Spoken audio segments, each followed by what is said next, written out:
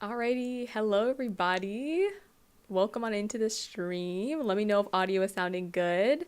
Hi Bree, welcome on in. Hello Nama, and hi Meme Unity.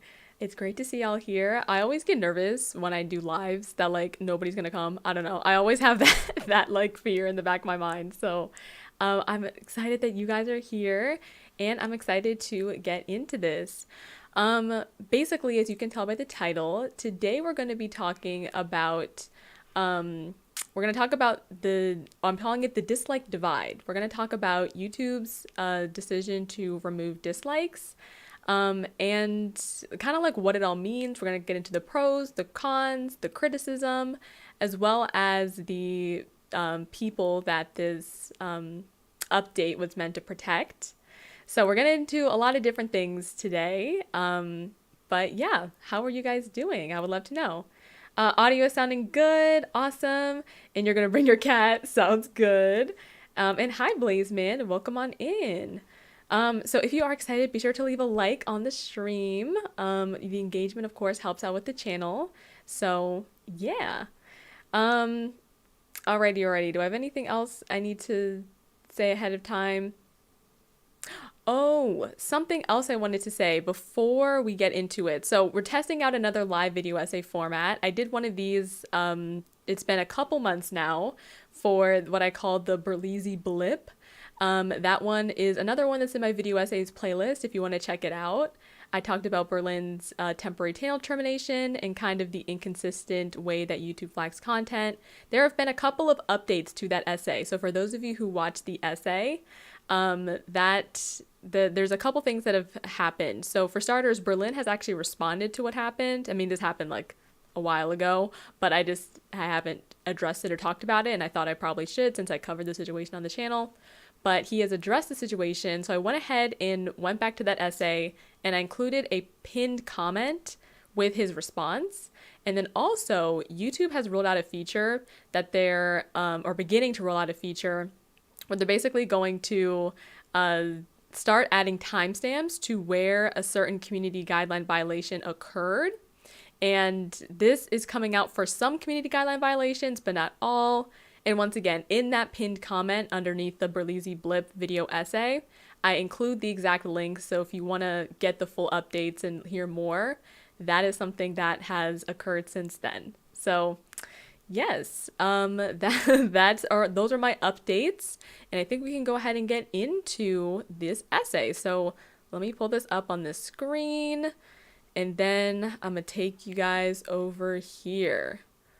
Okay, so you guys should be able to see my screen now.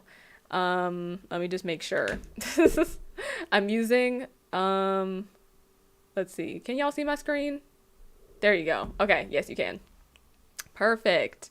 So we're doing this another like college presentation style. I have another PowerPoint for y'all, and we're gonna do it this way. So yes, what else? Let me pull up my scripts. And here we go. So we are calling this the dislike divide, and this is, as you can tell, obviously it's about YouTube and its dislikes. This was inspired by a brief conversation we did have at the end of my Berlizzi Blip video essay. Somebody mentioned briefly in the chat that they would something about YouTube and the dislikes, and I asked if you guys would be interested in a separate video on that. And so I wrote the script a while ago, and I've been sitting on it for a minute. I was a little bit nervous to share it, but I'm doing it because I feel like I have some unpopular opinions about this subject, but I really thought after doing research that talking about the situation can really shed light, I guess, onto who the dislike count is helping, what, and like, yeah, so who it's helping. I also wanted to get into the criticism, and I wanted to kind of just shed light into what safety in cyberspace overall could look like. So I wanted really just to start this as a broader conversation to analyze how harassment shows up online and the different ways that social media attempts to address it. So let's go ahead and get into it. Longest intro ever. Alrighty, so it is no surprise that the best and the worst thing about the internet is definitely its users. I think the internet, by people showing up, by people being authentic, by people, being able to kind of take up space online, I think it has allowed people to relate to others. I think the internet is a way that you can make friendships. I think the internet is also a place that gives wallflowers, or maybe people who don't command a lot of space in real life. It gives them a place to shine. The internet has given us a lot of access to information. So there's a lot of really great things about the internet that, have positively impacted our society. But on the other hand, there is a lot of tomfoolery, a lot of hate speech, and a lot of just, not so great things that happen on the internet as a result of its, wide use and access. So according to a research from the Pew Research Center, roughly 4 in 10 Americans have experienced online harassment. And as you can see from this graph over to the right, the most common types of harassment are offensive name calling and purposeful embarrassment. That has been on the rise. These charts examine different types of harassment and their prevalence from the years 2014 to the years 2020. So we can see here that all different types of harassment is on the rise, but especially offensive name calling and purposeful embarrassment. And roughly 4 in 10 Americans, that's a lot of people. So we can see that, this is definitely a problem. And because of this, various social media platforms have begun to roll out different features to try to mitigate the foolishness in their communities and on their platforms. For example, Instagram has several features that they have implemented over the course of the years to protect their users. So there's different comment moderation features that you can do. There's also parental controls on Instagram, which I think are really helpful, especially as more younger people are joining social media at younger ages. I think that's definitely important, protecting your children online. There's also a feature called restricting accounts and also limiting accounts. So restricting accounts is like an alternate to blocking someone, where if maybe blocking a person may not be the safest for you, say if you know this person in real life, but they're doing behaviors online that are harmful, you can restrict them, whereas they don't know, you don't see their comments and their stuff showing up on your feed. But they can still do those type interactions. You just don't get to see it. There's also limits, which this is great for if you go viral for something and maybe you get an influx of new followers that come at your page all at once.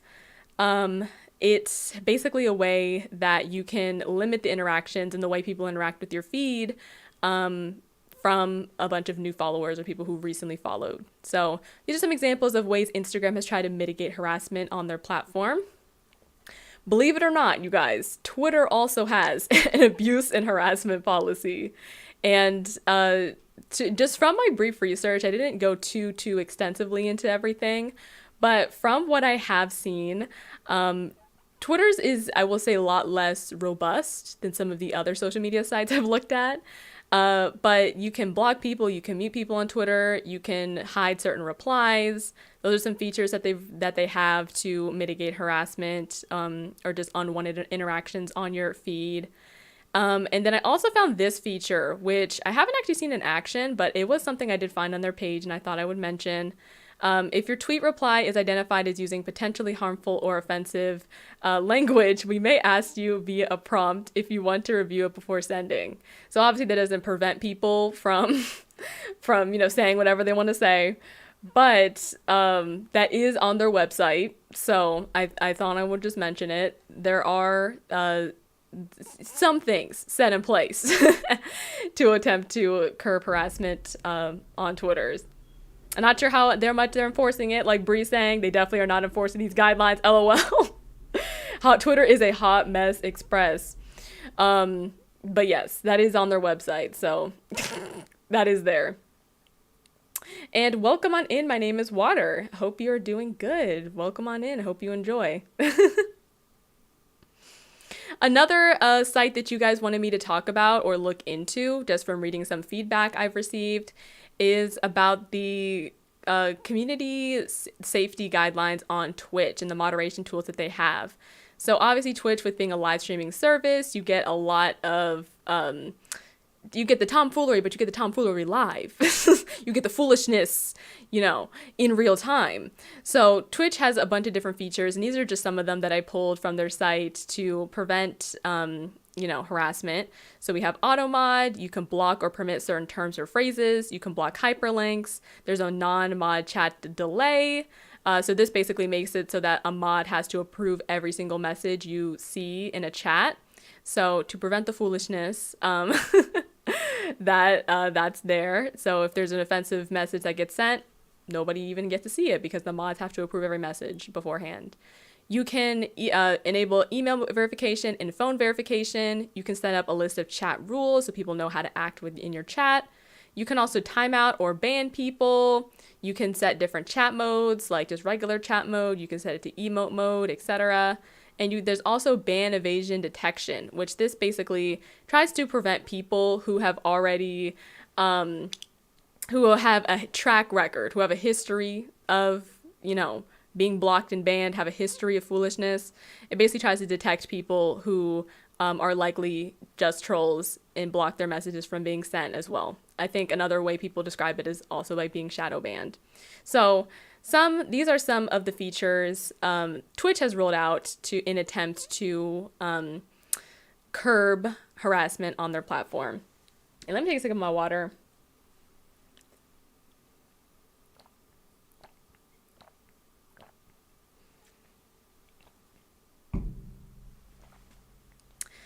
And then last but certainly not least, we're getting to the platform that we are all very familiar with. YouTube. YouTube has a harassment and cyberbullying policy as well. And some of the common features that you can use to prevent the foolery are things like limiting comments. You can hold potentially inappropriate comments for review, or you can allow all comments. You can hold all comments for review. You can block certain words or phrases, much like Twitch. You can block links. You can add moderators, like my moderator Bree in chat today. And then you can also hide or ban certain users. So this is, YouTube's version of /ban. So that is another feature as well. But one of the most controversial attempts YouTube has taken to curb harassment is YouTube's removal of the public dislike count. And that is what we're going to be particularly looking at today. So the agenda, we're going to talk about what happened to YouTube's dislike count and why. We're going to talk about a little bit about the side effects of harassment and why it matters that we, address harassment in the first place. We're going to address the common criticism as to why the public dislike count, what were the pros of the dislike count. We're going to talk about if the dislike count had any upsides. And then we're going to explain and analyze why this update matters. What are the pros and cons to removing the public dislike count? Alrighty, so we're getting into part one. What happened to YouTube's dislikes and why? So on March 30th, 2021, YouTube announced an experiment they were conducting in response to feedback about creator well-being. In this tweet, it reads, in response to creator feedback around well-being and targeted dislike campaigns, we're testing a few new designs that don't show the public dislike count. If you're a part of this small experiment, you might spot one of these designs in the coming weeks. And you can see, you can see here that they have the number of likes available. So this example has 978. But the number of dislikes is not available. So the dislike button is still there. You can still use it to tailor your recommendations and to give that feedback to the creator, because the creator can see it in the back end actually under analytics. But the actual count is no longer visible. And in November of 2021, that same year, YouTube released an update that would implement this across all YouTube videos. The dislike button would remain, but to see the actual number of dislikes a video has, like I said, you have to be the uploader of that video and can see it in the back end under your video's analytics, or unless you install a third-party browser extension. YouTube users were confused and frustrated by this change, questioning how viewers will know the usefulness or morality of a video with the removal of the public dislike count. But the reason for this decision was a lot deeper than face value. At its core was an attempt to mitigate online harassment. Was it effective? That's what we're going to be discussing today. But regardless, it definitely was a controversial decision given that this video... Whoops. I don't want him to talk. I'm sure many of you have already seen this video. But given that the dislike to like ratio is way higher on this video. So this is the blog post that YouTube rolled out, and this is, once again, the corresponding video that I'm sure most of you have seen. But I want to talk about why this change occurs. So as a part of this experiment, this is an excerpt directly from the blog post. As a part of this experiment, viewers could still see and use the dislike button, but because the count was no longer visible to them, we found that they were less likely to target a video's dislike button to drive up the count. In short, our experiment data showed a reduction in dislike attacking behavior. We also heard directly from smaller creators and those just getting started that they were unfairly targeted by this type of behavior, and our experiment confirmed that this does occur at a higher proportion on smaller channels. So this is just from YouTube's, YouTube's own words from their blog post as to why they conducted this change, is to show a reduction in dislike attacking behavior, people who use the dislike button to harass people. Now, I want to talk a little bit about what is a dislike bomb or a dislike attack. Let's get our, definitions in check.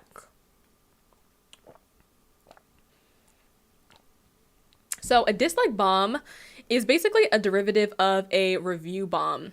So a review bomb is an attempt to, this is directly from Wikipedia. I just looked up review bomb, and it reads, a review bomb is an internet phenomenon in which a large number of people or a few people with multiple accounts post negative user reviews online in an attempt to harm the sales or popularity of a product, service, or business. And so kind of converting that to YouTube, my definition that I wrote here is that a dislike bomb is a large group of people who dislike a particular video in order to harm the popularity of it, to get the creator's attention, or to express negative feedback. But I will say it is pretty complicated. The definition can be a little bit of a sticky situation. Because there are a myriad of reasons people dislike videos. There's a difference between people who use the dislike button as harassment and people who use the dislike button just because they don't like something or they don't approve of it or because of, whatever other reasons as well. And on to our next slide, I went ahead and accumulated the top reasons people use dislike, the top reasons I've learned from either your guys' comments as well as just comments sections about this topic as to how people say they use the dislike button. And hi Evie, welcome on into the stream, and thank you so much for that super chat. Can I get some Asmara hype? Any of my members are in here, or just drop some celebration emotes. And also, I don't know if I said hi to JJ. I think I saw you earlier. Yes, JJ, welcome on in. Hopefully I got everybody. Yes, welcome on in. If I'm not looking at chat a lot, it's because I'm going off of a script and I don't want to get too distracted with reading chat, but I do see y'all and I appreciate you guys for all being here. But, yes, so the top reasons people use the dislike button. So one reason, people just don't want to see this type of content and they want to communicate that to the creator. The content didn't achieve what the title stated it would, and a common example of this I saw is a tutorial or a how-to video. Another reason people dislike videos is because creators simply don't like the channel, the content, or the creator. Another reason people dislike videos is because they don't agree with the opinions expressed in the video. And then another reason people dislike videos is because they think this creator is spreading misinformation or harmful beliefs. So these are common reasons people dislike videos. And is because it can be for a myriad of different reasons, and these are some of the common ones. And just going through your guys' comments, because in the description, if you guys want to also follow along, I have the link to my sources. And I did a community post where I asked you guys for your feedback about the dislikes, and I want to pull a couple here. And these are just particular excerpts that talk about ways that you guys see the dislike button being used. So whether you use it in that way or you just see it around being used that way, these are some of the reasons that I got some of my information from. So for example, Jamari says the whole point of a dislike button is to show content creators that their viewers don't like or interested in this type of content and they don't like the style of the video. Nama, who's also here, so hey. But they say seeing the ratio of the dislikes can be useful for tip style videos or a review of some sort, so it can be a quick reminder for the viewer whether or not the video is reliable or not. And then Megan says, the dislike button is about transparency and basic accountability with content creators. Many of them say outrageous things, and the public backlash over what they said isn't obvious because we can't tell the viewer's main attitudes towards their video. So just going off of your guys' messages, that those are some of the top reasons I've seen people using the dislike count, how they see it being able to be useful to YouTube users. But I want to take a moment to also offer a bit of a different perspective and see how dislikes can be an indicator of harassment on YouTube. So obviously we saw that YouTube rolled out this feature because they wanted to show how, because they wanted to mitigate dislike attacking behavior with the dislike count. And then we have a lot of the criticism or people saying that there's a lot of other reasons people use the dislike button, which I think is true. But I want to just see from YouTube's perspective, how can the dislike button or the dislike count rather be an indicator of harassment on YouTube? So I pulled a couple definitions of harassment so we can all understand what harassment is. Harassment is not constructive criticism. Harassment is not is not just not liking something. Harassment is not, it's not constructive, essentially. So harassment, according to vocabulary.com, harassment is the act of tormenting by continued persistent attacks and criticism.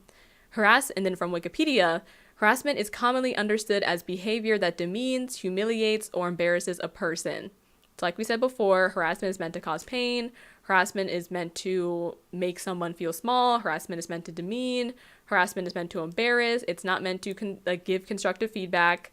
It's not just not liking something. It is not constructive criticism. Those are two different things. So for this next section, we're going to look particularly at harassment and how it can show up on YouTube with the dislikes.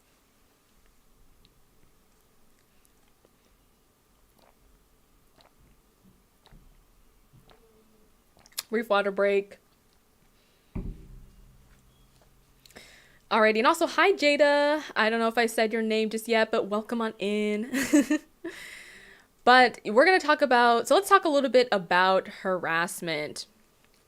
So some examples of how the dislike count can be an indicator of harassment on YouTube. So this is a blog post. I'm about to read you guys an excerpt from a blog post from a creator that I actually watch. So his name is T1J. And the reason I wanted to highlight his channel is because before this whole fiasco with dislikes even came about, he actually decided to manually remove the ratings from his videos himself. So this is, many years ago, as you can see, this blog post was written in November of 2018. So way before YouTube even rolled out this feature to begin with, he was one of the first creators that I personally saw remove the public dislike count by himself, like I just said. And so I wanted to understand why, and I thought his reasoning was really relevant to what we're talking about today. So I want to give you guys read you guys this excerpt. And of course, if you guys want to follow along or see more, the full links and the full sources to everything I discussed today are in the description. And if you don't see them, you might have to refresh, but they are in there. So he writes, I was initially inspired to hide the ratings bar when I was a frequent target of video brigading by the fans of other bigger YouTubers who had made videos about me. Of course, these fans do not actually watch the video. The analytics confirm this. They just come to dislike it and leave a nasty comment because their favorite YouTubers essentially encourage them to. So that usually results in a video having a massive amount of dislikes. So the dislike button becomes a way for people who have been trained not to like you to come and essentially vandalize your channel. For several months, this happened very frequently and resulted in many of my videos being dislike bombed. Now, I don't mind if negative feedback if it is actually useful. I've made videos that got a lot of dislikes naturally because my audience thought the video was bad or off base. But this is not useful feedback. This is just vandalism. And I have to say, when every other video you make has a bunch of dislikes, it's not exactly encouraging. It kind of makes you not want to make videos. So I decided to take away the weapon these trolls were using. So that is just an example I wanted to give, and I thought it was interesting. For those of you who don't know, T1J is a commentary channel who makes social and a lot of political commentary. A lot of his popular videos have to do with issues relating to race in America, but then also other pop culture topics as well. And I think it's interesting to see how this is an example of a case where there was other YouTubers who simply just didn't like what he talked about or what he was doing and wanted to send their audience over just to dislike without any sort of constructive criticism. It's not like these people were really thinking for themselves, like of if I like this video or is there anything actually wrong with this video. People were just hopping on a bandwagon because their favorite creator essentially told them to do so.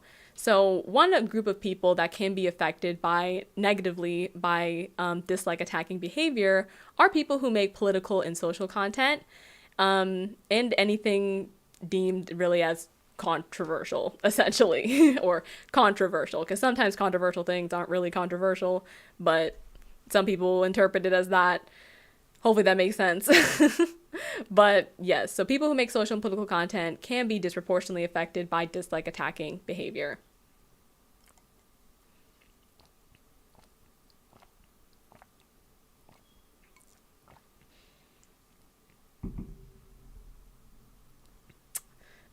And you remember me making the suggestion in a chat a while back. Thanks for taking my suggestion. No worries. I'm a fan of his content. But another example I wanted to look at is of The Little Mermaid. Do you guys remember when this video initially came out, The Little Mermaid teaser trailer, the type of backlash and hate that Halle Bailey was getting? Halle Bailey is the actress who plays Little Mermaid. And this was just hate simply for existing. As we can see, Halle did not cast herself in this role. Halle did not, she is an actress, so all she did was just do her job, show up to an audition, and she got the role. She did not put herself in the role. But since she was playing Little Mermaid, there was all different types of foolishness on the internet about her. And one of the ways we can kind of see this is that the dislike button or the dislike ratio is way higher on this video compared to the like ratio. And although the dislikes don't necessarily lead to harassment, like I don't think everybody who necessarily disagreed with Halle Bailey's casting is harassing. I'm gonna be very clear when I say that. Just because you dislike a video does not mean, or just because you don't agree with something does not mean you are harassing. But we're gonna particularly be looking at the folks who are just here for the foolishness and the harassment. That is, we can't ignore how that played out in some of the feedback that she received. So on Twitter, we have all different types of foolishness. This one person calling it anti-white propaganda. The Little Mermaid film is anti-white propaganda. And other people just saying all different types of disrespectful things to Halle and her character and just her as a person, just all different types of foolishness. So once again, even though in this instance the dislikes do not cause harassment, we can definitely see a larger conversation being had over this being one of the most disliked Disney trailers to date on the internet. We definitely can look at the larger conversation being had and the type of hate Halle was getting for simply existing. So people, and especially her being a Black woman, we can't ignore the fact that her identity had a lot to do with a lot of the criticism that she received for playing this role that she did not cast herself in. And another example I wanted to bring up, and this is something that I didn't even really expect to talk about, but did come up as I was doing research as to like heavily disliked videos on YouTube. So I wanted to bring up Justin Bieber's Baby, and also Friday's Rebecca Black's Friday. And for starters, Justin Bieber's Baby was the #1 most disliked video before YouTube Rewind 2018. I don't know if any of you guys remember that, but back in the day, it was like popular in some circles to like hate Justin Bieber. And I'm not gonna sit here and act like I'm perfect. I definitely partook in some of the hatred of literally a teenage boy just making music. And once again, these are examples of young people, teenagers, who they don't write their songs. I don't know how the industry has changed since then, but a lot of these kids did not write their songs. They are controlled, like a lot of their careers, at least in their earlier stages, is controlled by the adults around them and the image they want to create of them. And, you know, the fact that a lot of people just get a lot of these artists, these young artists, these especially teenagers, these minors, get a lot of hate, I think is telling of, you know, a whole other issue as well. But I particularly wanted to highlight for a fact Rebecca Black's Friday because hers has way more dislikes than likes, whereas Justin Bieber's obviously has way more likes than dislikes. So even though he did get hate, he also did get a lot of support. But Rebecca Black's in particular got specifically a lot of hate for her simply just existing. And I thought this is interesting because she was 13 years old when she made this video. It was a song that was given to her. And I actually saw a really interesting video where she's an adult talking about the situation in retrospect. And I wanted to play a brief clip of this, of just like how she kind of processed this as once again being a 13-year-old girl receiving a massive amount of hate, her being a mostly private person to receiving a, you know, ridiculous amount of hate from the world, essentially. So I'm gonna go ahead and play this clip. Feel about that. I had no. Hold on, let me get the subtitles for you guys. And here we go. Expectations for what the video was gonna do. The most that I expected was that like it'll go out and then my grandma will maybe see it and then I'll move on with my life.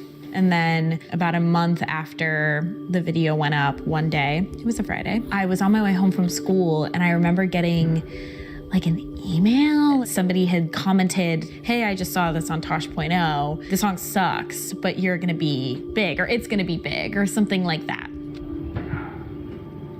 I just remember I like sprinted home and got on my computer immediately to see what the hell was happening. I see the views on this video. There's this huge spike in them. And then obviously you see views, you keep scrolling and you look at the comments. When I saw the comments on the video was immediately when I knew what was happening. And as soon as I saw those comments was when I knew what kind of attention the video was getting, which wasn't necessarily at all good. Nobody wants to feel like the entire world is laughing at them, no matter what age you're at. I think I was just so much more sad than I wanted to admit that was what had happened. Rebecca Black has everyone and their mother talking. Her music video went viral after it was blasted as the worst song ever. No copyright strikes. Okay. Immediately, all different kinds of media outlets were like, I mean, the only thing that they could do was really email my mom. It's like feeling like this naive little girl in a world of adults that fully knew what they're doing. So yes, I really definitely think it was really cool to see Rebecca kind of reflect back on this experience as an adult and what that meant for her being literally 13 years old, seeing these types of really disgusting things about her in the comments. And not that that's funny, but seeing the types of, you know, really terrible things that she had to go through. And I want to take a moment to actually show you guys like some of the really terrible things people were saying in the comments. Like, yeah, it was. I'm not even gonna read these things out loud. They don't deserve to be read out loud. But if you guys can just skim just look at some of the really terrible things people were saying about, once again, a 13-year-old girl who simply just made a bad song that she didn't even write. She just sang it. She is a child. Like, there are adults really controlling her image and like what the whole production. But just take a moment just to see some of the terrible things people were saying about her.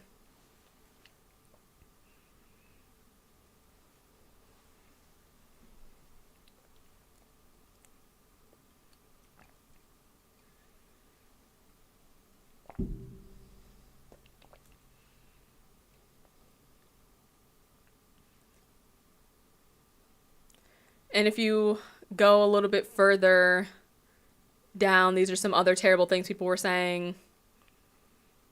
Just really out of pocket, really unnecessary.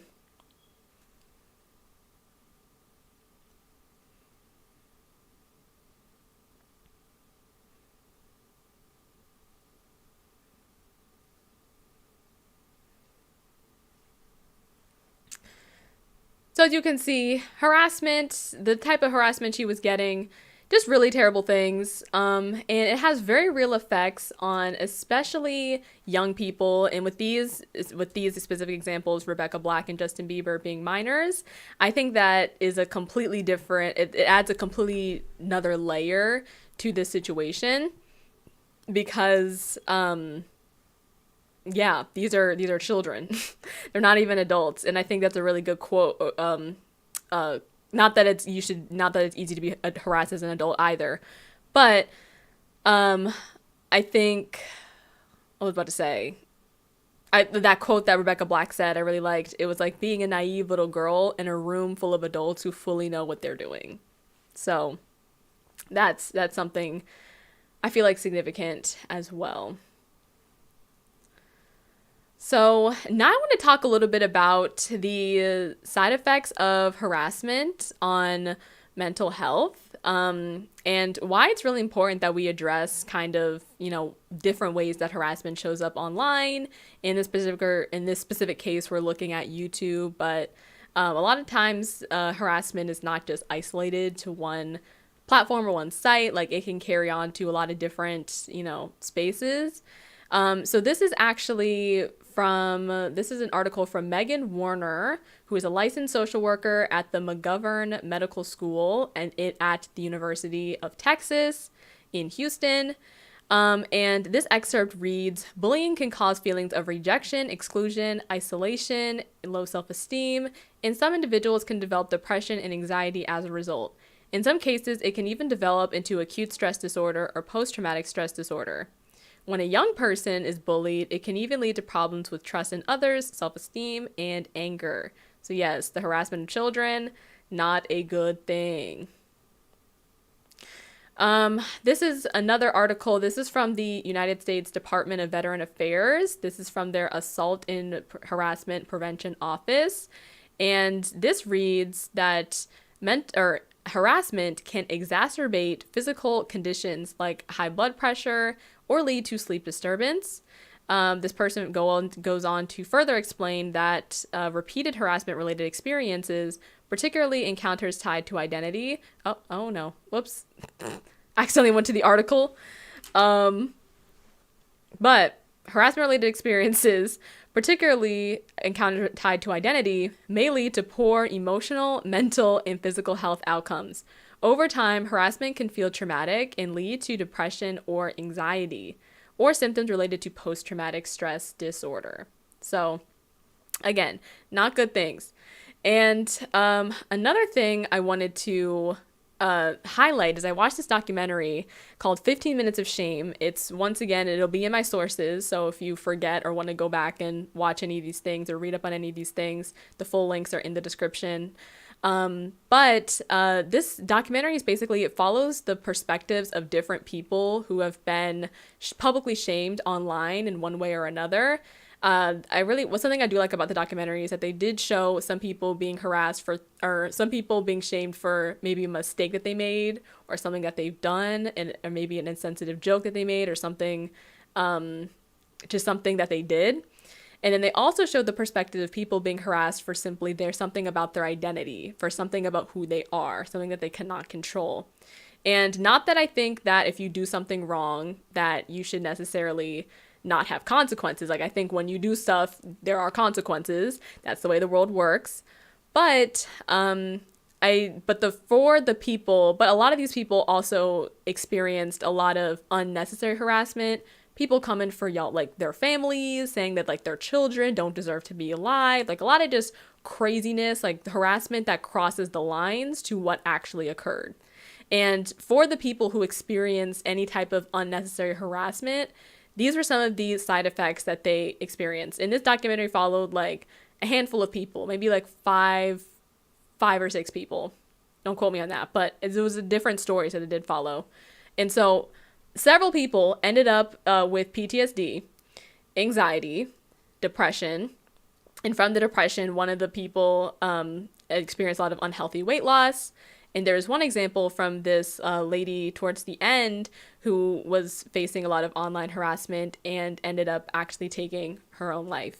So I just bring all this up to say that harassment should definitely be taken very seriously, even if it is done virtually or online, even if it's not, like a face-to-face bully. Online harassment can have just as detrimental effects as we've already discussed.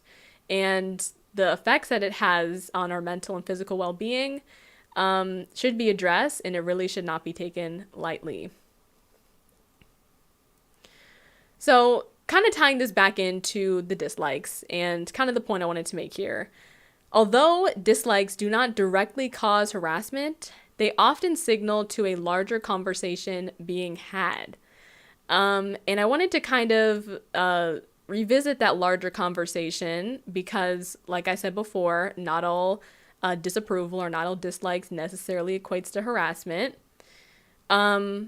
But what were the types of conversations that were being had as a result of videos that have a lot of dislikes? For the people who maybe want to give more criticism or use the dislike button more in a criticism way and not a harassing way, what were the upsides to the public dislike count? So, from reading your guys' comments and also comment sections in other spaces that were having similar conversations, I wanted to look at the upsides to the public dislike count.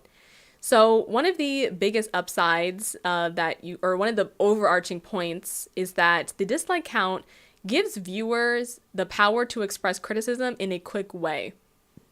And kind of underneath that, I said that it can signal to a viewer if a video is helpful or good, and this is especially, I think, prevalent, and people were giving the example of like a tutorial or a how-to video, if maybe they installed the model incorrectly, or if there was something wrong with the way that they did the tutorial, they didn't do it right.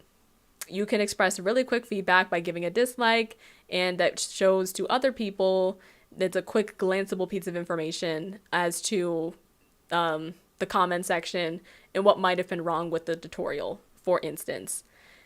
And another point is that the dislike count gives viewers a heads up when a creator may have done something wrong or when they are spreading harmful or non-factual information. And the spread of misinformation is a huge problem. And so I definitely can see the dislike ratio being effective in situations like this.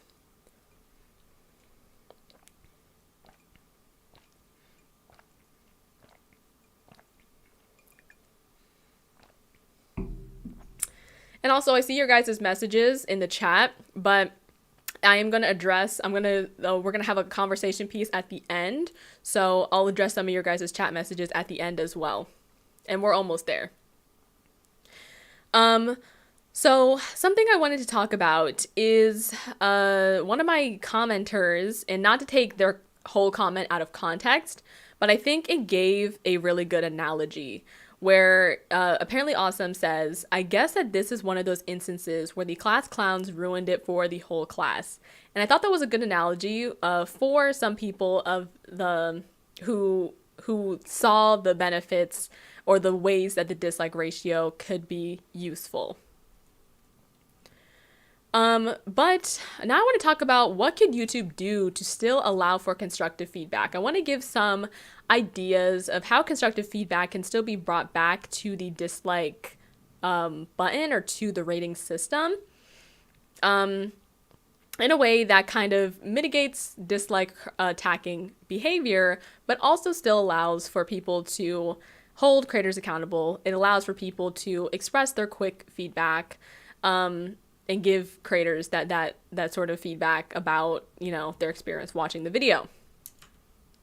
So an idea that I had, and of course these are not perfect ideas by any means, but these are just some suggestions to get, you know, the ball rolling, if that makes sense. So what can you do to still allow for constructive feedback? I was thinking one idea is that there has to be a certain amount of a certain amount of like watch time that the viewer has to have of that video before they can before they can rate it. So before you just immediately click a video and leave a dislike, you actually have to sit through it for a certain amount of time. Of course, it doesn't, you know, prevent people from skipping through a video, but an idea. Another idea I had is keywords in the comment section. So you know how you go on to places like Amazon, for instance, and if you scroll down to the reviews, a lot of them has like different keywords as to phrases that occur frequently in the comments. So things like, this was the wrong model, this didn't work for me, this is clear and concise. Those types of little phrases could be maybe pulled from some certain comment sections on videos, as to conversations that are being had in the comment section about said video. Again, not a perfect solution, but I'm thinking like if people want to still see the general scope of what a viewer, the public opinion is about said video, that's an idea. Another idea, this is actually a video, or this was a suggestion from YouTube as I was doing research, before this feature became set in stone. They actually did a few update videos as to ideas that would that could be used instead of removing the dislike count. And one of the ideas that they actually gave is that you would have to mark a checkbox that explains why you're disliking the video. Of course, it doesn't prevent people from lying, but that is an idea for people who genuinely want to give that critique or that feedback. So there can be maybe even a thing in analytics that's like, this is the top reason people are disliking this video. So another idea. And then last but not least, I was thinking comment moderation features can also be improved so that, you know, there's less foolishness in the comments and more constructiveness in the comments. Of course, there's no really one perfect set in stone way that is going to remove trifling people off the platform. But, you know, comments moderation could also be more honed in on as well. That's an idea. So now we're going to talk about part 4. This is the final part, you guys. We're going to talk about the aftermath.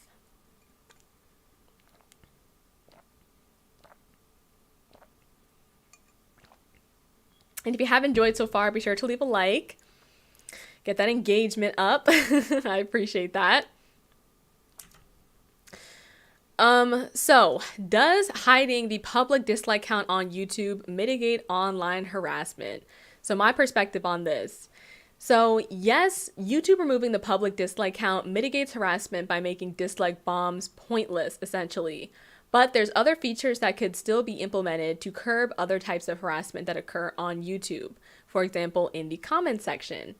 And some things they could do to, you know, curb that is maybe some of the suggestions we just discussed before.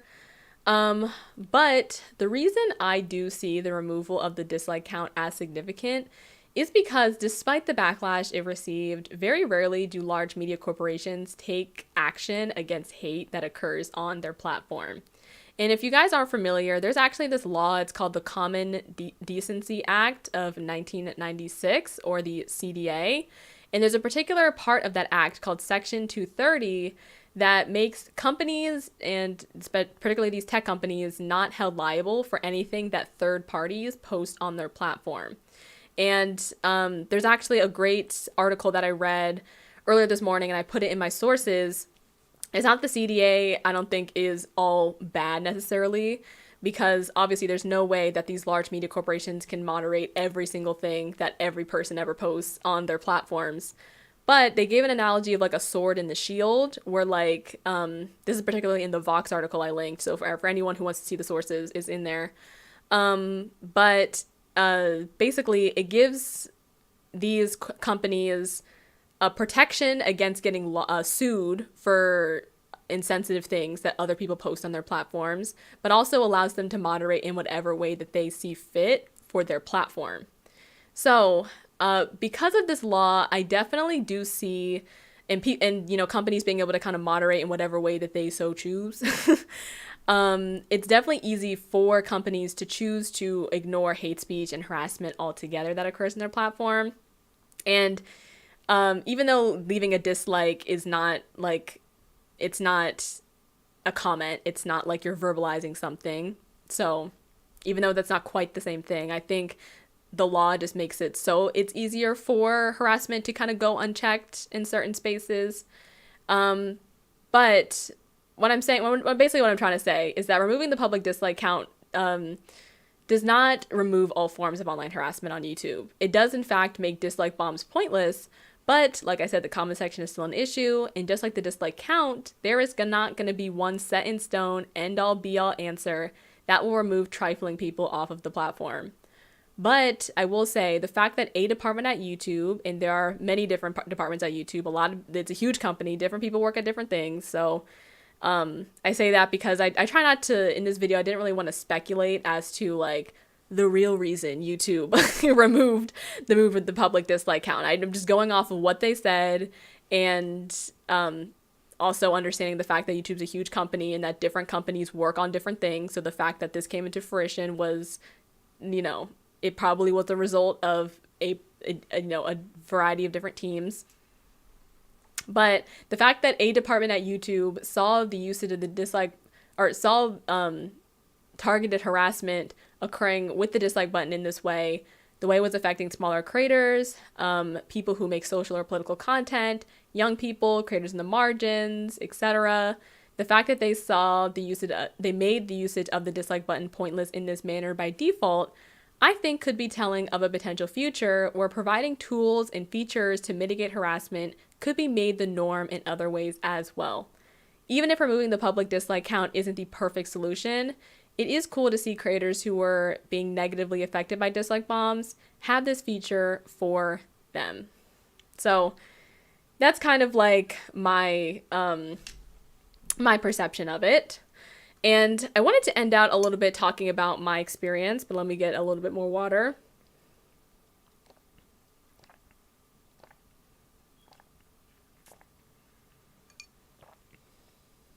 At least my experience with the dislike button. But fortunately, I have never been dislike bombed, knock on wood. But my most disliked video is my first video where I basically talked about my experience being a young Black person growing up watching gaming content on YouTube and how the lack of diversity in the space has impacted me. And honestly, the reason that this video got a lot of traction was because it was one of those videos that got chosen when I was Creator on the Rise a couple of years ago. So when people saw me on the trending page, they saw growing up black on YouTube gaming and a couple other videos they chose. But it definitely exposed my video to a lot of people that my content was not created for. And that reflected in the number of dislikes the video has, as well as some of the tomfoolery and foolishness that was in the comments section. Which definitely, this video as well as a couple others have definitely messed up how I view the comment section. And it's changed the way that I look at YouTube comments a lot. Almost expecting, like, this is kind of like my own thing, but almost like expecting the worst from the comments. But yeah, and I'm not trying to discredit that this video has way more likes than dislikes. As you can see, the like ratio was way higher and I got way more support. But this is just a little bit of an example or a personal anecdote that I could give of a video where the number of dislikes equated to a larger conversation that was being had, in the comment section, some of the foolishness and the tomfoolery, the gaslighting, the the people in the comments telling us and other Black women especially that our experiences and stuff are not true and we're just making stuff up. And because of this, it kind of made me think back to the 15 Minutes of Shame documentary. There's a quote from Roxane Gay, and Roxane Gay is an author, an activist, and just, an all around, inspiring human. And they said this quote, and I'll just read it verbatim. When you see public shaming, people are trying to shame them for things that they've done, but harassment that is identity based is bigotry in action, and they're not the same thing. And that's kind of like what I wanted to highlight in this live essay is the harassment that is particularly for things that you can't control, harassment that is uncalled for, harassment that is unnecessary, but particularly when people get harassed for something that is identity based. That is bigotry in action. And it's really disheartening to see a lot of dislikes on something for something you simply can't control. So I wasn't like, up at night just because my video had dislikes. Like, I'm not trying to say that. I'm not trying to be like, oh, throw me a pity party. I'm not, that's not what I'm trying to say. I don't want my words to be taken out of context here. But for that not to be visible on some corners of the internet, I think can be quite refreshing sometimes. So yeah, that's basically the essay.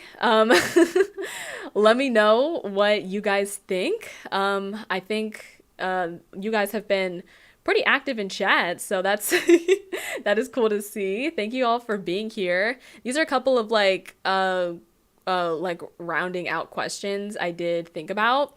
So you can choose either one of these or maybe both of these, and I'll also go back through the comments that some of the chat messages and maybe address some of them. But yes, I think I'm going to go on a quick BRB. I'm going to hydrate. We'll talk about your guys' messages in the chat. And then I also have some comments that I pulled from that community post that I mentioned earlier. My community post was basically getting your feedback about the dislikes. And I wanted to talk about some of those perspectives as well.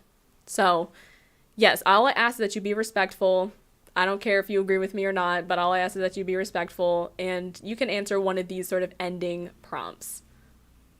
All right, so I will be right back. Hold on. I need to pull me up right here. This is the right. All right, I'll be right back. Oh, there we go.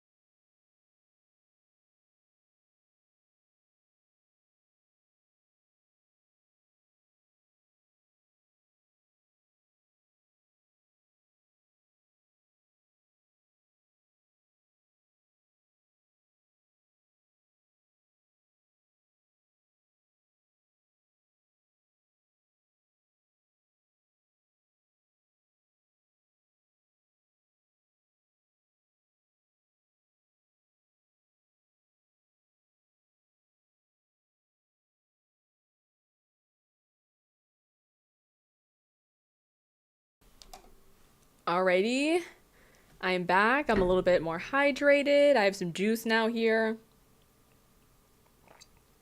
And I want to get into your guys' messages.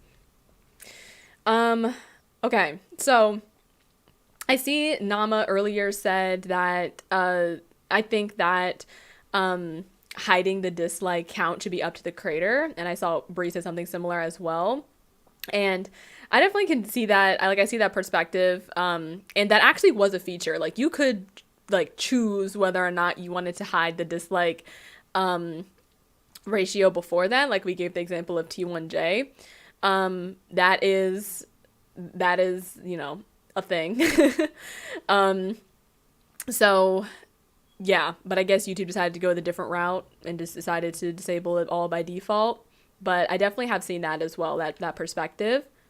This discussion was amazing. Very well researched. Thank you. Great job, Asmara. Very detailed. Thank you. Thank you. Bree says, this was a great discussion. I'll say for me as a content creator, removing the dislikes hasn't stopped the harassment, unfortunately. If I talk about a controversial topic or person, I still get flooded with dislikes and hate comments. And I actually did see your message in that community post about how the dislikes haven't really gone away. But yeah, I definitely think that like it kind of shows that people interact, or, you know, just because YouTube made this update, it does not mean that all the harassment is gone in that way. And dislikes affect creators, you know, very, very differently as well.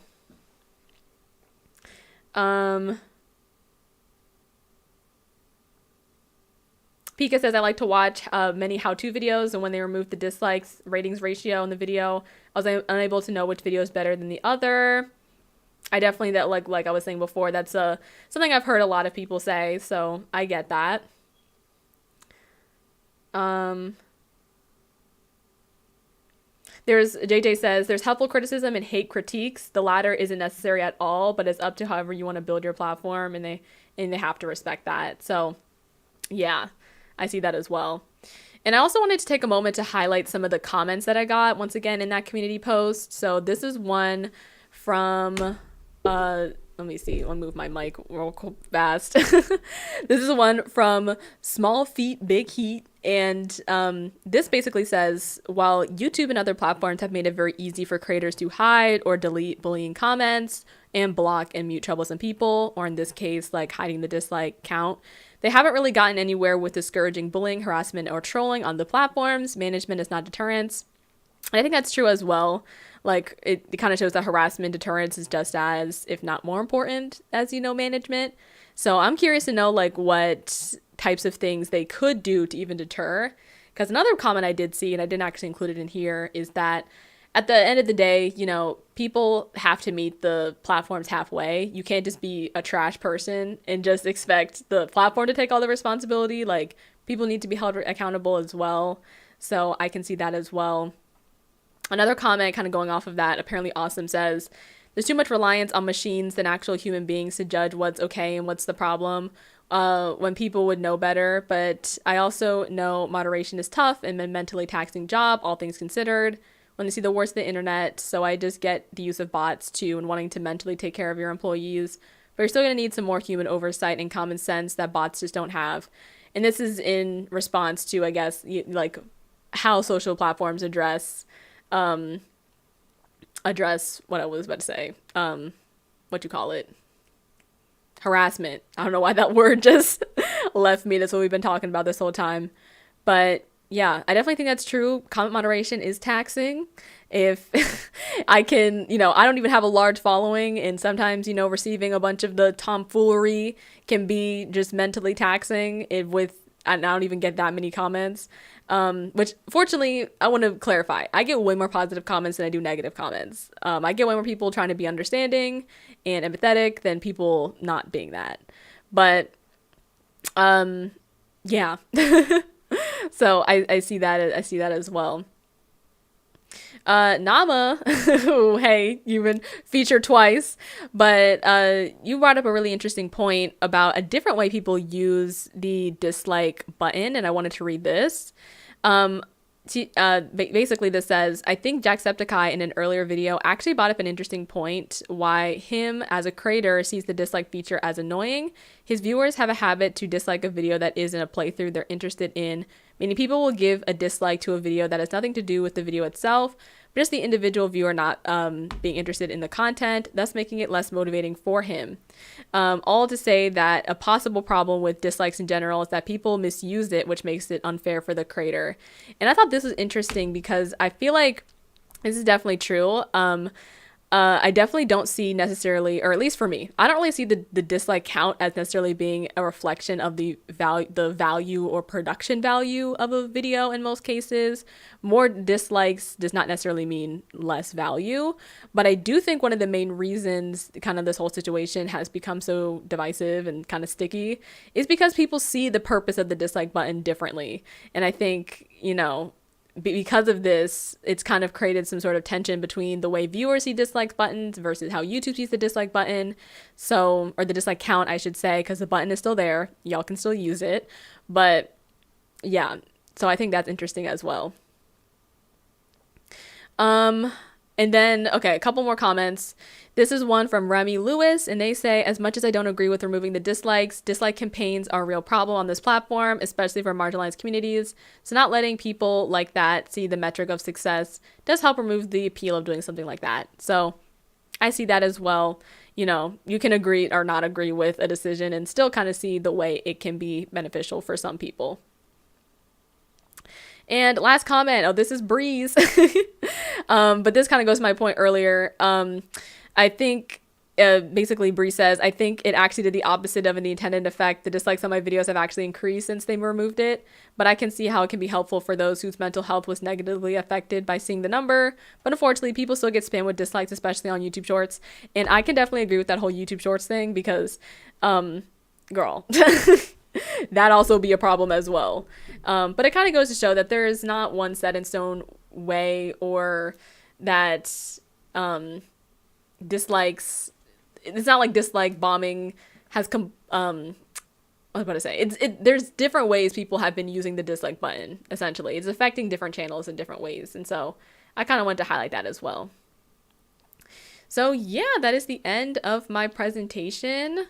Did I go back to my let's go ahead and see anything last things from the chat. Nama says, I noticed harassment increase with YouTube Shorts. The algorithm is so horrible. The worst kind of people are exposed to your video from Shorts. That is something I definitely that is a problem. I'm just going to agree with you there. And where should I put my microphone? Should I put it there? I'm like blocking my chat low-key. Okay. I think I'll leave it there. But yeah, that's basically what I was just saying. I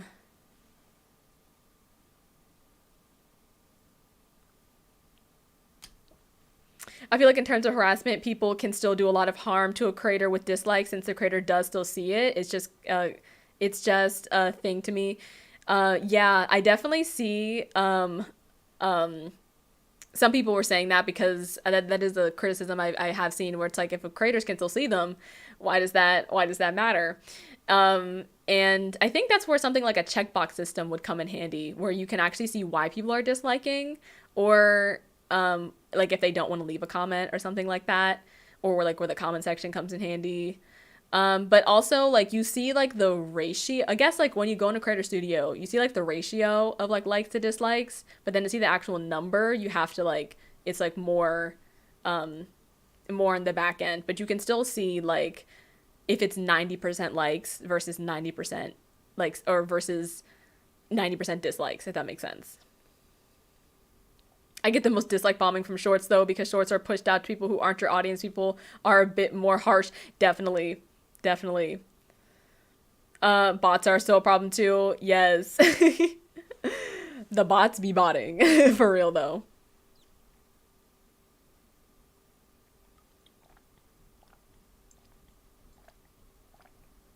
Alrighty, so that's pretty much it, you guys.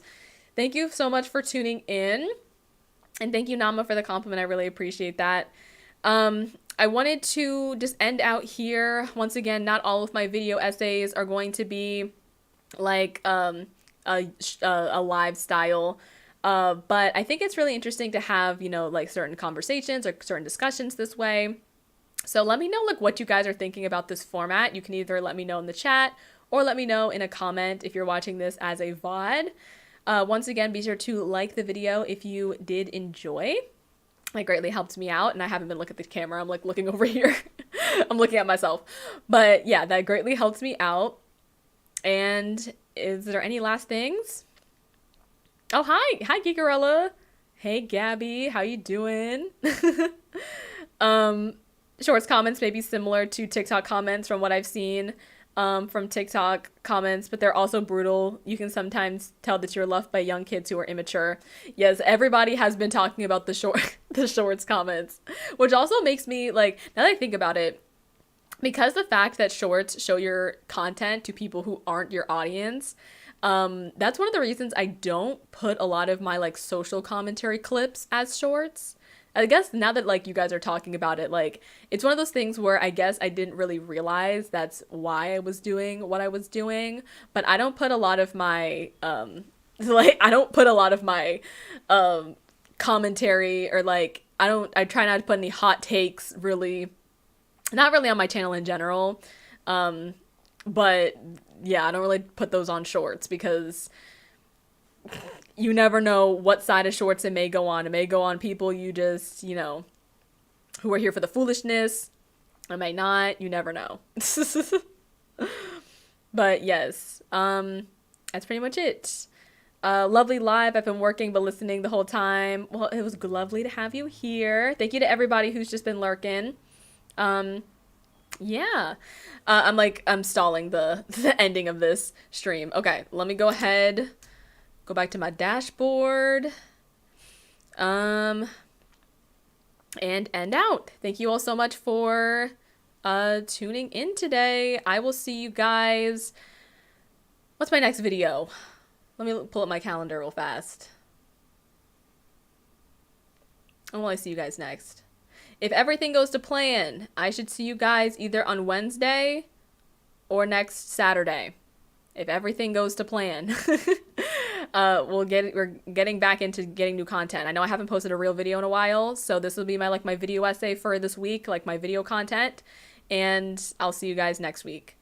Alrighty, bye everyone. See you later.